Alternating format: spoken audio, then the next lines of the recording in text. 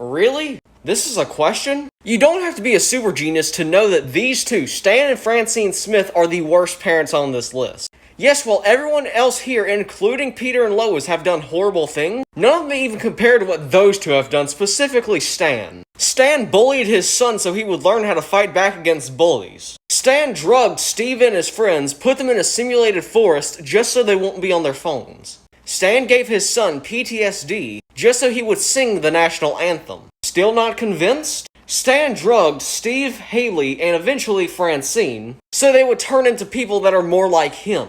Stan even once made the entire town of Langley hate Haley, and then knocked her out and gave her a horrible face reconstruction surgery, and nearly got her killed.